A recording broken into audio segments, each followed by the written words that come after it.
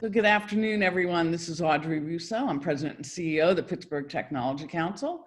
Thrilled to be here, thrilled about the program that we're running this week, and thrilled about the partnership with Liftoff PGH. I'm going to talk about that in a minute, but I just want to set the stage for our sponsors, to thank our sponsors, and to give you a little bit of instructions in terms of keeping yourselves quiet. We've muted you just to make sure that the sound in the background is not interfering with our guest.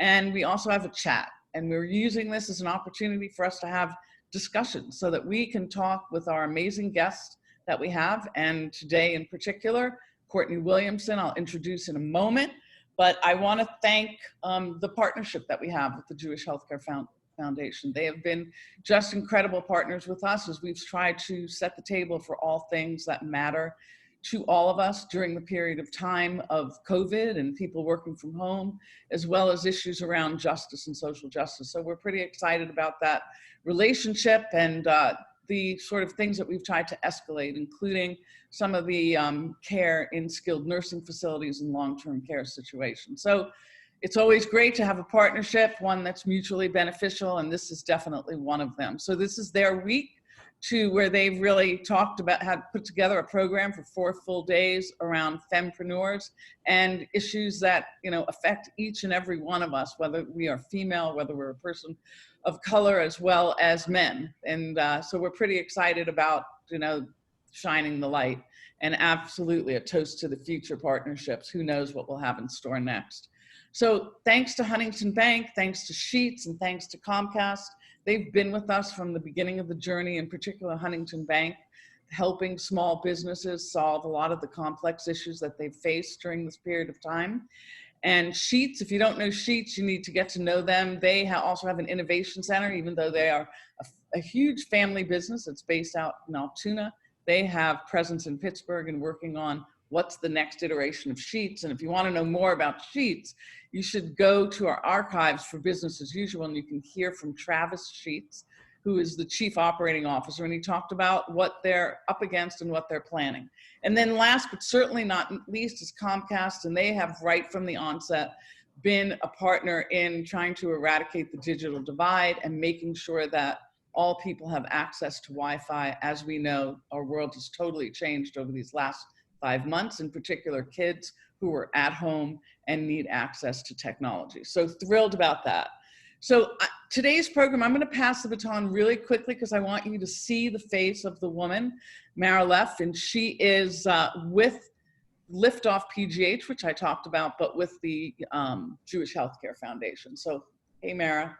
Hi, Audrey. This is day 3. It's been a fantastic week so far. So thank you to you and to your team again for the partnership. It's been wonderful, and I'm really looking forward to today's program. So I'm Mara Leff. I'm the Director of Innovation at the Jewish Healthcare Foundation, and I'm very proud to lead an initiative called Liftoff PGH, which is our attempt to help showcase and build together the innovation ecosystem here in regards to healthcare and life sciences innovations. So we are a healthcare foundation. We care deeply about public health and the future of our region.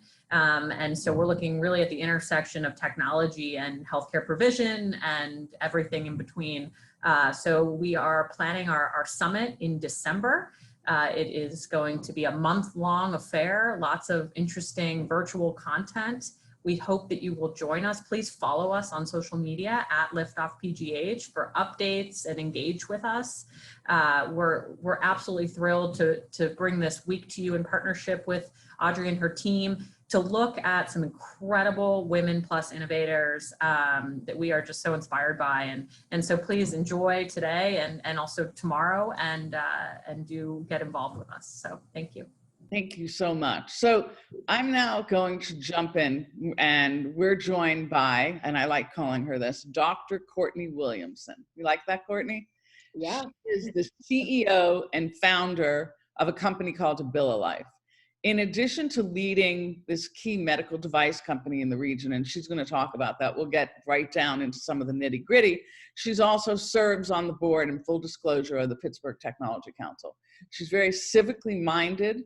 You are going to love hearing the amount of clarity that she has on what it takes to build a business, as well as someone who has deep understanding in organizational design and thinking about how to move things forward, whether it's a business, whether it's professional, whether it's personal. So I'm pretty excited about that. She has been someone who I have leaned into for advice over the years, and she doesn't hold back. So that's really important. And she also works really hard to always lift others. So thank you, Courtney. Thank you for being here. And I just want to jump in and say, tell us a little bit about yourself, not just how you see yourself, right? And what's the story that you want all of us to know? Thank you so much, Audrey. I have been tuning in to the show since the beginning of the pandemic, which feels like 10 years ago.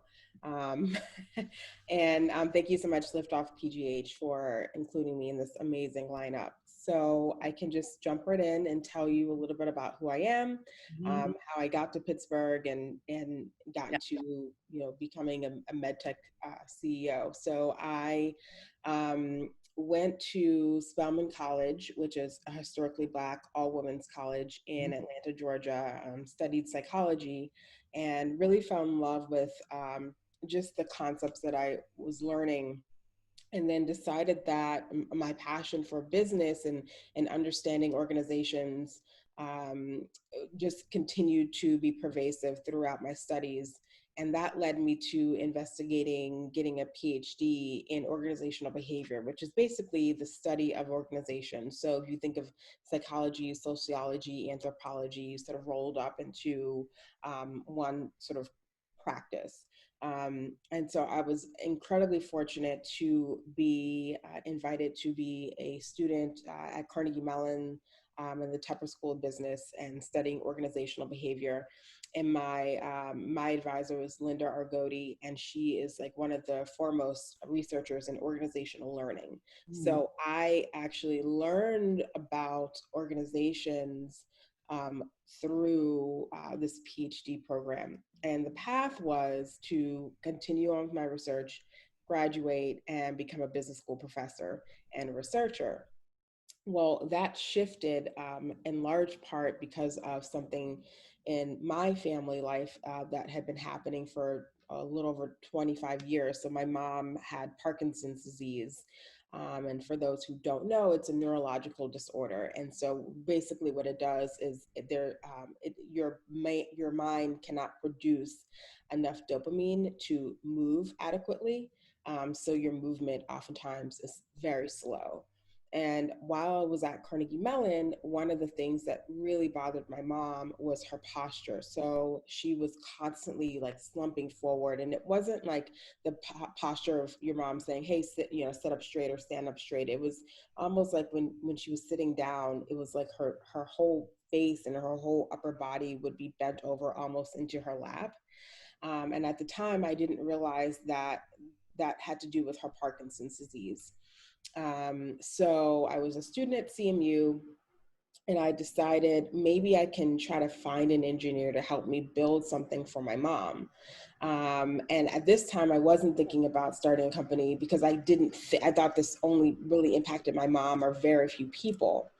So I was introduced to Project Olympus, which is Carnegie Mellon's startup incubator program. It's available for all students, faculty, staff who have ideas, high tech, no tech, or low tech, and that they want to explore. And I said, really, I just need your help with helping me to find an engineer, because I'm not an engineer. I don't have that expertise. And I think I need that expertise. And so they said, okay, that's fine, but you need to, as a prerequisite, fill out this form. And it's like a one-pager sort of business analysis. And so I went through the motion just thinking that I was going to do it and then move on and find an engineer, and ended up finding something that really shocked me, which was that 70 to 90% of Parkinson's disease patients had this decreased posture an inability to stand up straight and sit up straight. And it led to increased risk of falling, difficulty breathing, difficulty with digestion. And so long story short, I ended up founding AbiliLife in 2014. And this week we're celebrating our 6th year. Basically built what's now called the Calibrace Plus, which is a back brace specifically for Parkinson's disease patients and other patients that have spinal deformities like kyphosis and spinal stenosis and osteoporosis. And our patented solution lifts your shoulders up and back using a pulley tensioning system to really give you that lift. Whereas a lot of other braces assume that you can pull yourself upright, but we know with Parkinson's disease patients that really wasn't the case. So it's been a huge whirlwind of a journey, because in the middle of getting this idea to build this company, I was finishing up my dissertation, and then my mother passed away. I finished my dissertation and defended, graduated, and then really launched full force into my company. So it's definitely been an amazing journey to see people actually wear my product and to hear the stories of how it's impacting their lives and changing their lives.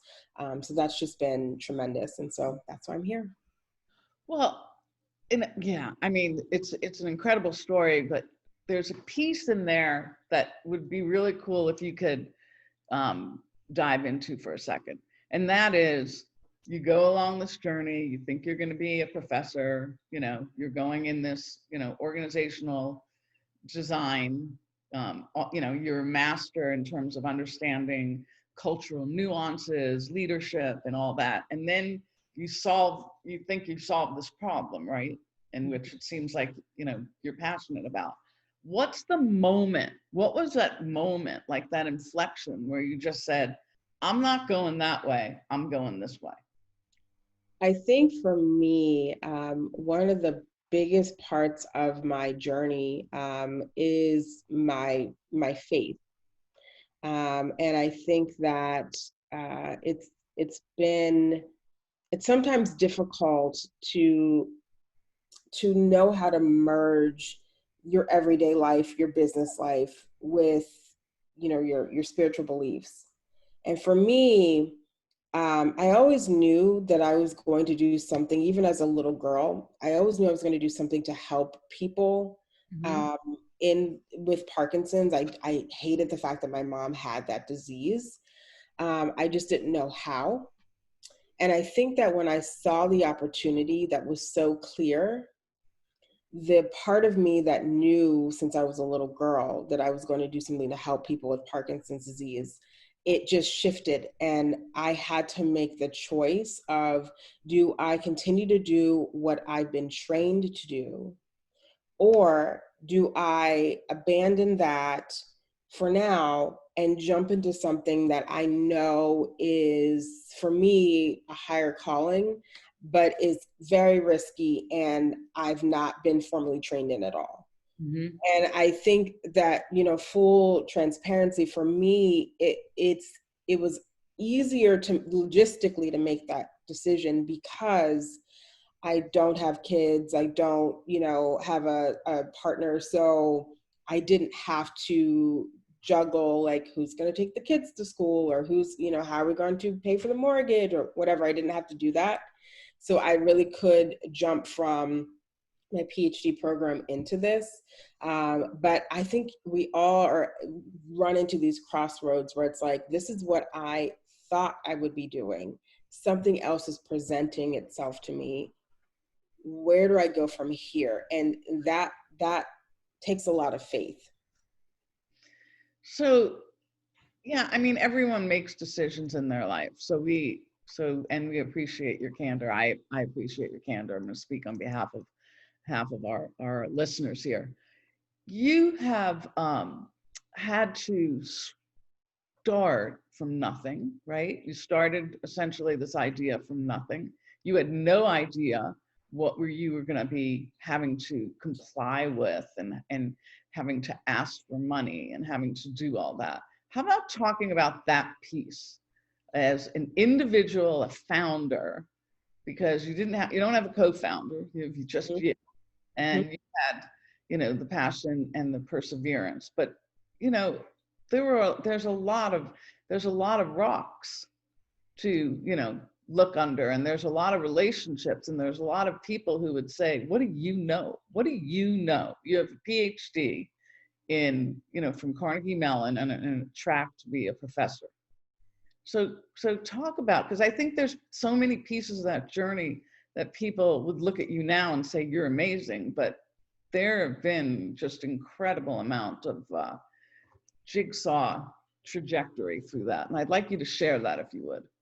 Yeah, so I'll say this, my first foray into just business was actually introduced to me through my dad. So he has been an entrepreneur for 40 plus years. And I just remember, being a young girl and hanging around his office and, like playing with the stapler or whatever, not really knowing what he was doing. So I never thought that I would be, working in a business or starting a business, but it was always around. So I knew that option was available to me. And then I became more formally sort of introduced through my formal education. So just to understand, when you get a PhD in business, it's not that you have like a supersized MBA. We study how to study businesses. So how to analyze businesses, how to collect data on various theories, whether it's leadership or team building or what have you, right? So even though I interacted with a lot of MBA students through being a TA, a teacher's assistant, or teaching undergrad courses, that's what I was focused on. So I had a very skewed perspective when I came into the startup world, because I know the theory, organizational theory, but then getting into the startup world, you're told something totally different. So an organizational theory, one example is that it takes about 7 years in an organization for a change to occur and for it to stick. So if you want to make a big sort of change, right? So 7 years, right? And I knew that. But then I would go to pitch competitions and I was being told to put in my slide deck, I'll have an exit in 3 to 5 years. Mm-hmm. But when I look at the theory that I had spent 6 years learning, I was like, that's not true. Like, there's way too much literature that shows that even in established organizations, it takes a good 7 years for change to occur. So if there's a nascent company, how is that even possible, right?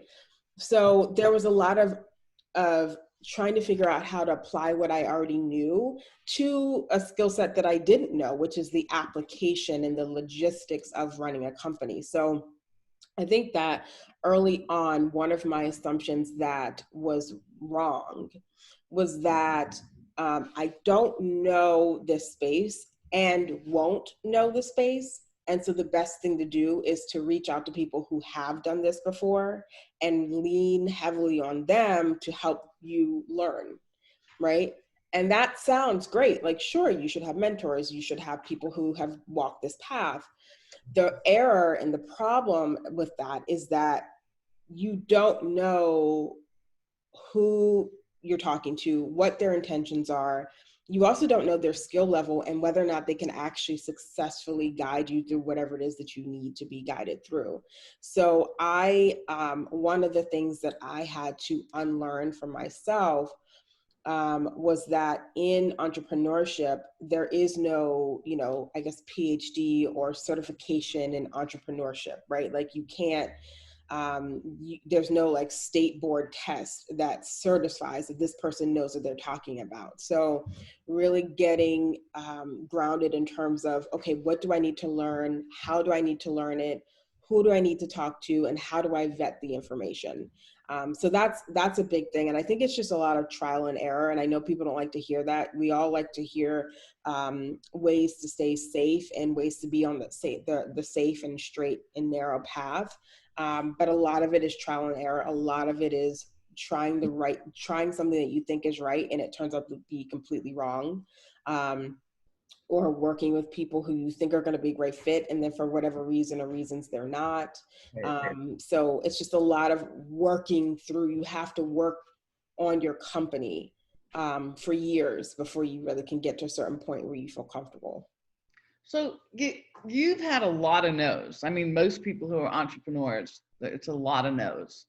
And can you talk about that? Like, talk about these no's and whether they're naysayers or Well, honestly, when I started this, and when I really decided that this was going to be a company that I thought it could be, I woke up every morning and I said, if I hear a valid no, and I keep hearing it, then I'm going to shut this down. And I looked at it like it was a science experiment, like, you know, some of the work that I did in my thesis. And it was that you can't manipulate the data. That's a big no-no, right? You have to collect the data, and it is what it is. And you analyze it in the best way that you can. So for me, my biggest thing was I need to find the best way to analyze this data. I need to collect adequate data and analyze it. So I knew that just talking to my mom about this wasn't going to cut it, because she was an N of one. So the first thing I did was after I went to Project Olympus, I went to the Parkinson's Foundation of Western PA. And fun fact, Western PA, where we are, has the largest percentage per capita of Parkinson's patients in the nation. So I knew this was a great place to start. And I spoke with one of their directors and just asked, could I go to support groups?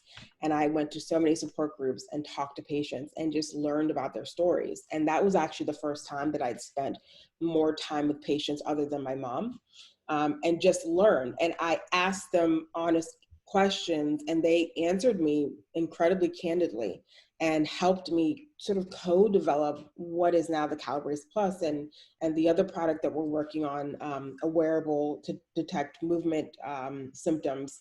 And so that was the biggest thing for me. And if I heard a valid no from the patients or the caregivers or the doctors or the clinicians, then I was going to shut it up. And I was just going to make one for my mom, and she could use it. Everybody else, to me, I probably shouldn't say this, but didn't matter, because this company is built around patients first. And I knew that if I could build something that patients genuinely needed, that everything else would follow. And it has, right? Because I think a lot of people in this startup industry will chase after venture capital, which I understand the sort of threat of like, oh my God, I need money, so I have to go impress these VCs. But then they make crap that people who need to use it or want to use it, or their end users, they don't want to use, or worse, they have no idea who their end users are. So they've made platforms, they made products, they've made services that literally no one cares about. And so that I was determined that was not going to be AbiliLife. So if it failed, it was because patients didn't want it, not because of anything else. So are you raising money right now? Are you looking for investors right now? I think that as an entrepreneur, you're always looking for partnerships and opportunities. I'm not actively on any sort of like, well, now no one's traveling, so I'm not on Zoom calls meeting with investors.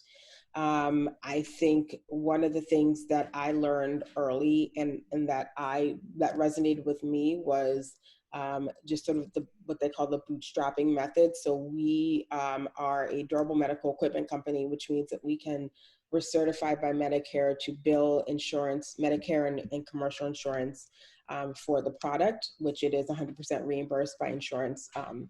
And so that has been phenomenal in not only proving that patients and doctors and insurance companies acknowledge this as a product that's needed and medically necessary, but it brings in revenue, which is great. So we're always looking for partnerships. I'm not opposed to it, but I choose to focus on the solution, and I choose to focus on getting it out there and marketing to patients and driving revenue. And I honestly think that all of the other things that come with standing up a company, they've come to me once I started working out the kinks of how do I get this to patients. So do you think that being a woman, being someone who has their PhD in a non-business world, being Black, being single. I'm not going to go through all that.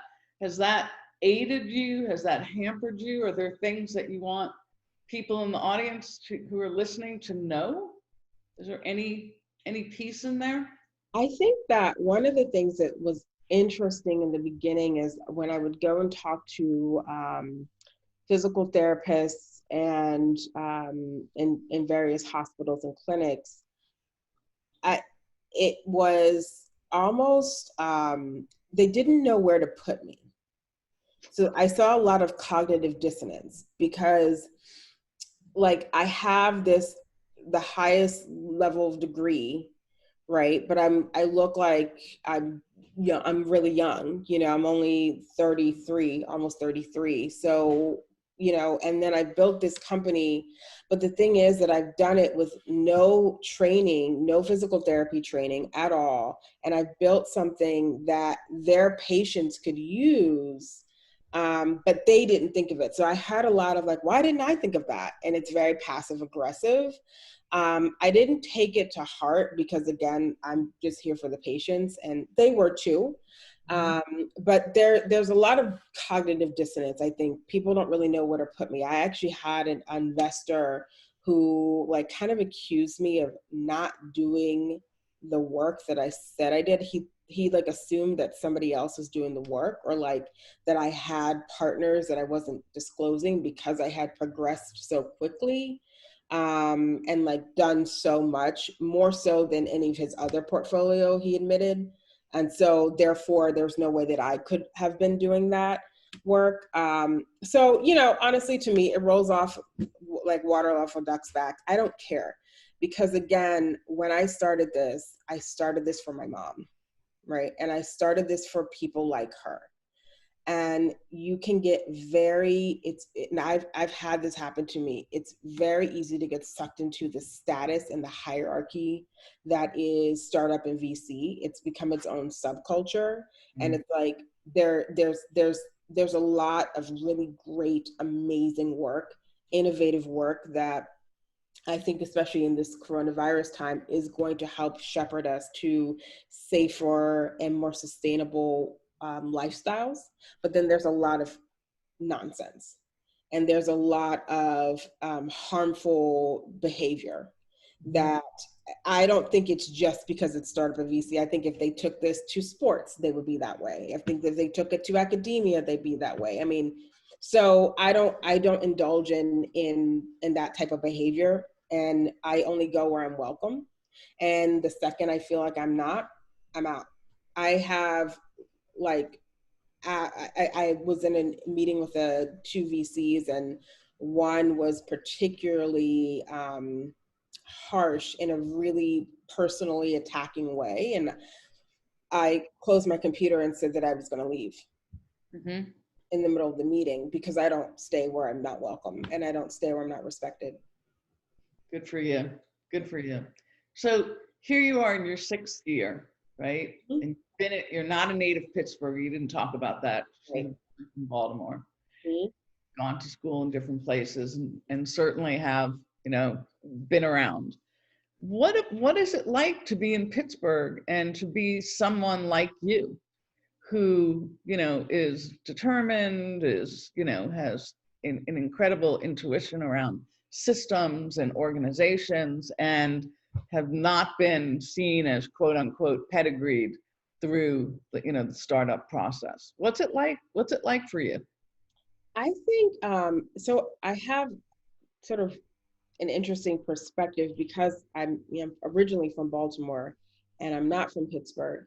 And I am a Black woman, and there are, the Black population in Pittsburgh has an incredibly different experience living in Pittsburgh. So I think, I don't know how many articles have stated that we're the most livable city, and it's just, it's frustrating because I see both sides, right? Like I know that if I don't think I could have built AbiliLife in any other city because of the richness of Carnegie Mellon and because of the startup ecosystem here. And I've traveled all around, and I really haven't found that other than in Pittsburgh. So I know, and I'm a portfolio company with Innovation Works. I just know how much support I received and still receive. That being said, I have a lot of Black friends in Pittsburgh, and they are like, oh, my family used to live in that building, but now it was completely torn down to have, like, you know, these high-rise apartments that no one can afford, and that are obscene, you know. And so I see both sides, and both sides are true.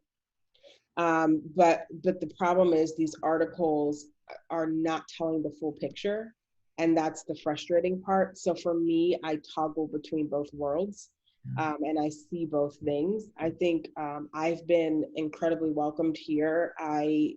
From people at church, I go to Mount Ararat Baptist Church in East Liberty, incredibly welcoming. I have amazing friends. But I have heard of Black people who came to Pittsburgh for education, for Pitt or CMU, and they left as soon as the ink hadn't even dried off of their degree that was printed before they left. You know, they said, just mail me my degree. I don't want to stay here anymore, and completely left because they felt it to be very unfriendly. And that hasn't been my personal perspective, but I also think that early on I was embraced by an amazing group of people. So my situation was fortunate. I don't think that I would be here if I didn't have that.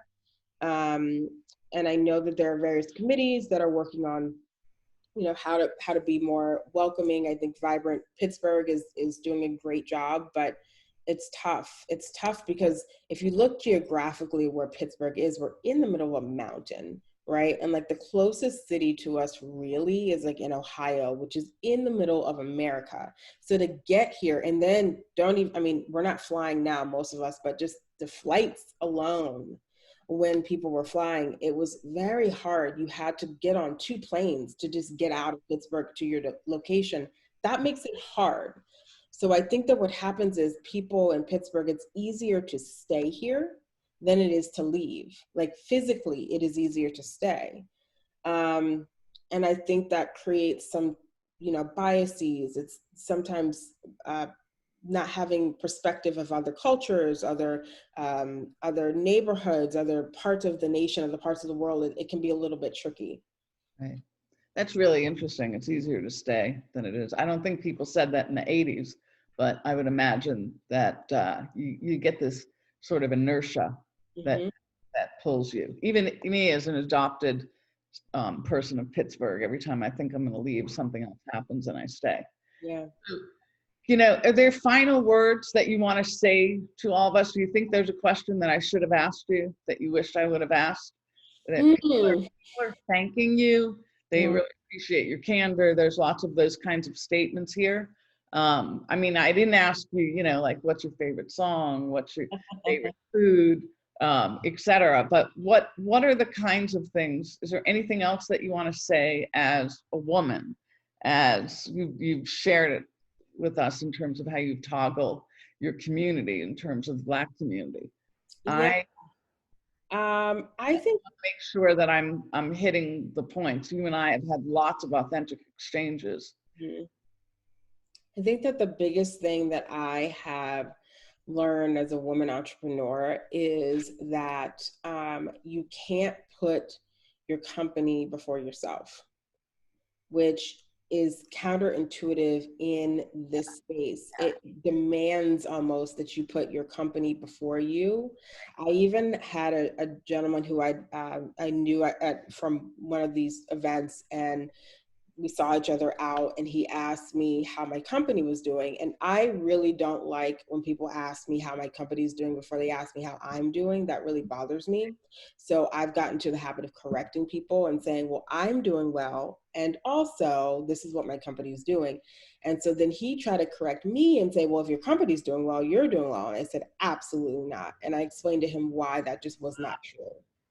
Right. And so I think that we are almost expected, and then especially as women, we've been just taught and socialized as a child to become martyrs for everything. And so I have had to put a hard stop. I think that this pandemic has had a lot of really terrifying things that have happened to us. But I think one of the sort of silver linings is that we all had to pause, Right. And really reevaluate how we're treating ourselves. So treat yourself well.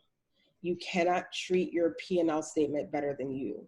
Because I realized that if I wasn't okay, my company wasn't, because it's all in my head. It isn't like it's a fully fledged, like, okay, now it's riding off into the sunset and we've IPO'd and, like I still have to pour into my company.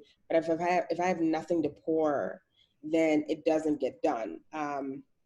So it's just things like, for me, I don't set meetings before 10 a.m. because unless it's truly an emergency, you don't need to talk to me before then. I take that morning to do things for me to set my day up, and then I'm ready to talk to people if I need to have meetings, right? And so just making those tiny tweaks and shifts I think that's very important. I don't think that we hear that enough. Well, I got to tell you, I didn't ask how you were. Oh, thank you. You didn't call me on that. I didn't say, hey, how are you doing? Because I knew we were going to jump in. And to be fair, you did ask me prior to this call. So we did. But for everyone on the call, which I'm doing well. I had a really great walk this morning. And I wore my mask or my face shield because we're still in a pandemic. Please wash your hands, stay away from each other, wear your masks. And so, I'm doing well. So, okay, I can't thank you enough. I can't thank you enough for just being you and being candid, and just in the air of transparency, that Courtney has actually called me on it personally, like how am I taking care of myself, and the kind of person that she is as good as I am in terms of deflecting, she's as good as in penetrating and just saying, you're not answering my question, you need to, and that is Courtney. What you see here today is Dr. Courtney Williamson. She is the founder and CEO of AbiliLife, which has many applications, and it started with Parkinson's, so you really should go to her website, right? She is not chasing venture money. She is building a company through knowing her customers and getting reimbursed for that through government, reimbursement strategies as well as insurance. So I want to thank everyone. If you don't know Courtney, you can find her. You can find her and you don't want to talk to her before 10 o'clock. She may say, 10 o'clock was her time, but it's probably not a good time to even talk to her. So I want to thank Liftoff PGH for being a great partner, and Courtney for all the work that you do and your transparency. It's awesome, and it's real. What you see here with her is real. So tomorrow we have a show. We're going to talk about Uprise, and we're going to engage with some folks, I think, at Innovation Works. So please stay tuned for that. They've been doing some great work in terms of investing in companies that are either B Corps or doing things for social good. So this is Audrey Russo signing off, thanking Dr. Courtney Williamson and thanking the Jewish Healthcare Foundation for being such great partners. And we'll see you all here tomorrow. Stay safe. Thanks.